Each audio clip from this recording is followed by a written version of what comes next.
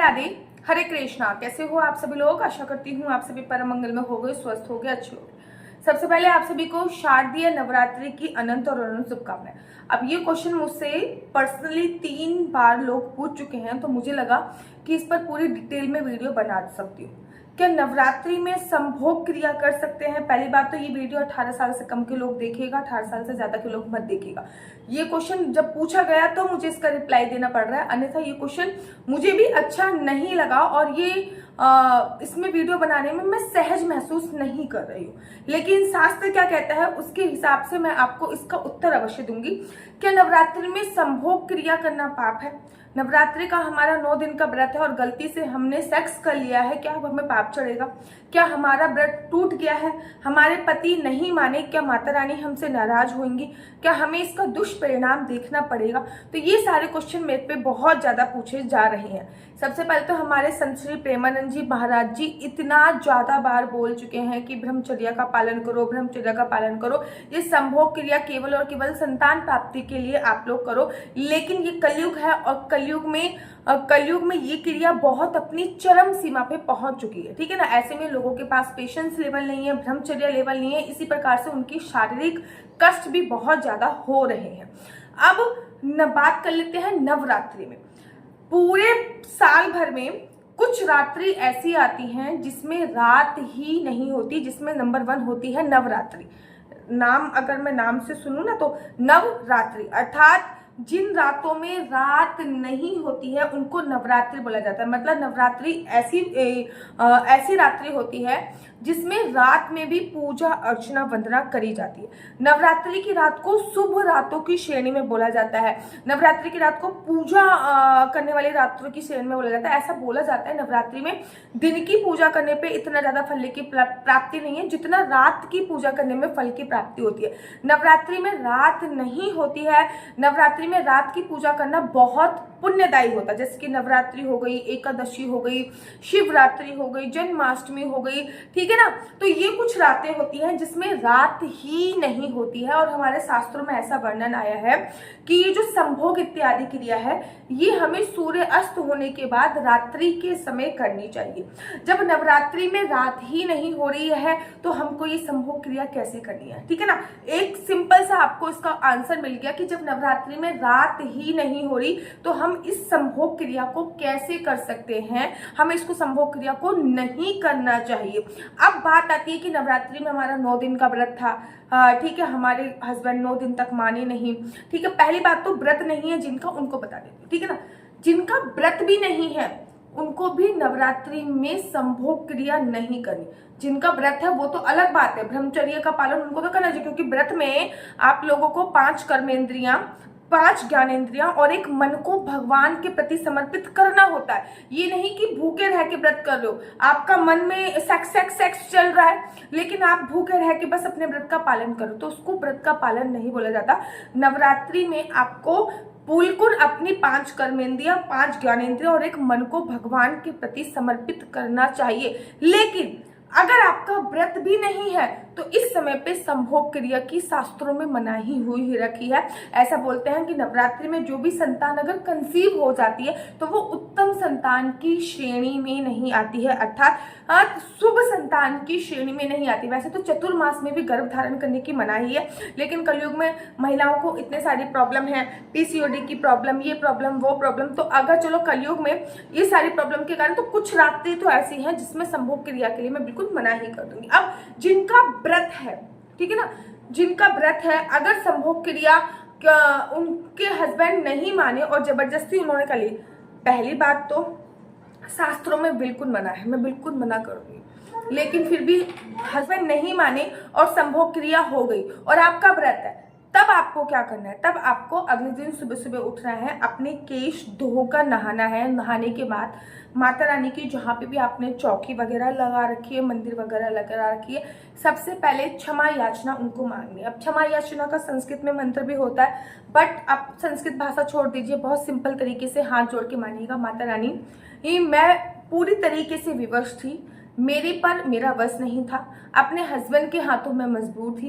ये आप तो माँ हो, आप सब समझती हो, मेरी इस दुविधा को दूर करो और मुझे क्षमा करो। लेकिन याद रखो उस संभोग क्रिया में आप करें कि मुझे भी आनंद की प्राप्ति हो रही है इसलिए मैं कर रही हूँ, या फिर मेरा भी मन कर रहा है इसलिए मैं करूँ। तो भैया इससे अच्छा व्रत ही मत रखो। अगर आपको अपनी इंद्रियों पे कंट्रोल नहीं है तो व्रत मत रखो। हाँ, इंद्रियों पे कंट्रोल करने के लिए आप अष्टांग योग का सहारा अवश्य लीजिए।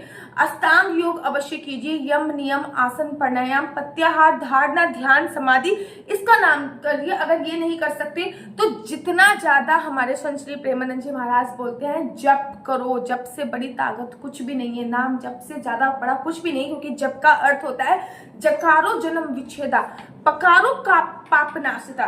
जकारो जन्म विच्छेदा, पकारो पापनाशिता था, जो जन्मों जन्मांतर के पापों का नाश कर देता है, वही जप होता है। पहली बात तो नवरात्रों में संभोग, नवरात्रों क्या, मैं किसी भी व्रत में संभोग क्रिया के लिए मना करती हूँ, लेकिन अगर गलतीवश पति की जिदवश अगर आपकी संभोग क्रिया हो भी गई है तो सुबह आप अपने केश धो के माता रानी से माफी क्षमा प्रार्थी अवश्य मांगिए।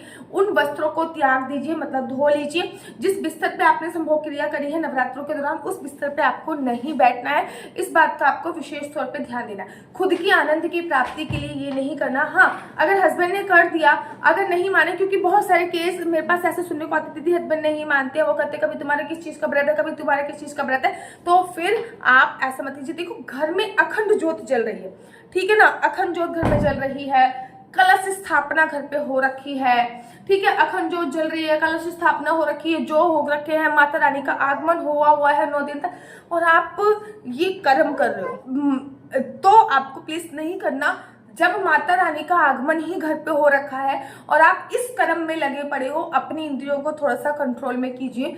जितना ज्यादा हो सके नाम जप अवश्य कीजिए। और इस क्रिया को अगर गलती से ये क्रिया हो गई है तो मैंने आपको जो कार्य बताया है वो कार्य आप अवश्य कीजिए। मेरा नंबर नीचे आपको स्क्रीन पे दिख रहा होगा। मेरा नंबर है 4 बार 9 20 25 65।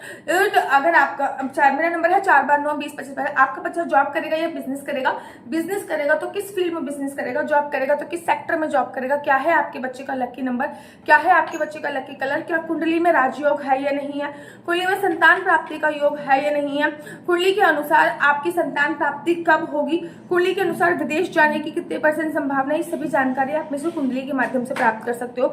याद रखिए, कुंडली देखना बिल्कुल भी फ्री नहीं है, कुंडली देखने के थोड़े से चार्जेस हैं। और इस नंबर पर मुझसे किसी भी प्रकार से कोई भी क्वेश्चन आंसर पूछने के लिए फोन मत कीजिएगा। ये नंबर केवल और केवल मैंने कुंडली दिखाने के लिए दिया हुआ है। राधे राधे, हरे कृष्णा। तो यहाँ पे हम आप लोगों के लिए लेके आए हैं असली तुलसी माला। विभिन्न प्रकार की हमारे पास असली तुलसी माला है। 30 रुपए से प्रारंभ होकर हमारे पास 1100 रुपए तक की तुलसी माला है। जप माला है, गले में पहनने वाली तुलसी माला है, 1 राउंड की तुलसी माला है, 2 राउंड की तुलसी माला है, 10 साल तक चलने वाली तुलसी माला है, और डबल राउंड की तुलसी माला है, 3 राउंड की तुलसी माला है, गांठ वाली जपने वाली माला है, बिना गांठ की जपने वाली माला है, राधा नाम के लॉकेट वाली माला है, और लैब सर्टिफिकेट द्वारा प्रमाणित तुलसी माला है, जिसमें हम आपको लैब का सर्टिफिकेट देंगे कि ये असली है या नकली है। बहुत सारी तुलसी मालाएं हम आपके लिए लेके आए हैं। न केवल हम आपके लिए तुलसी माला का कलेक्शन लेके आए हैं, अपितु लड्डू गोपाल की असली तुलसी माला जिसपे राधा नाम का लॉकेट है, लड्डू गोपाल के लिए वैजंती माला, लड्डू गोपाल के लिए चंदन माला भी हम लोगों के लिए लेके आए हैं। और लड्डू गोपाल की तीनों माला का सेट है, तुलसी माला, चंदन माला और वैजंती माला का सेट भी लेके आए हैं। साथ ही के साथ हम आपके लिए रुद्राक्ष के असली ब्रेसलेट, पानी में डालने वाला रुद्राक्ष, 1 मुखी रुद्राक्ष से लेकर 14 मुखी रुद्राक्ष तक हमारे पास सारे लैब टेस्टेड रुद्राक्ष अवेलेबल हैं। आप हमसे ओरिजिनल रुद्राक्ष मंगा सकते हैं। ना केवल हमारे पास रुद्राक्ष अवेलेबल है, अपितु हमारे पास कानों में पहनने वाले राधा नाम के असली तुलसी के इयरिंग्स भी उपलब्ध हैं, जो कि अलग अलग डिजाइन, अलग अलग तरीके से आप लोगों को प्राप्त हो जाएंगे। ये राधा नाम के असली तुलसी के कानों के इयरिंग्स हैं और उसमें बहुत सारी वैरायटी हमारे पास उपलब्ध है।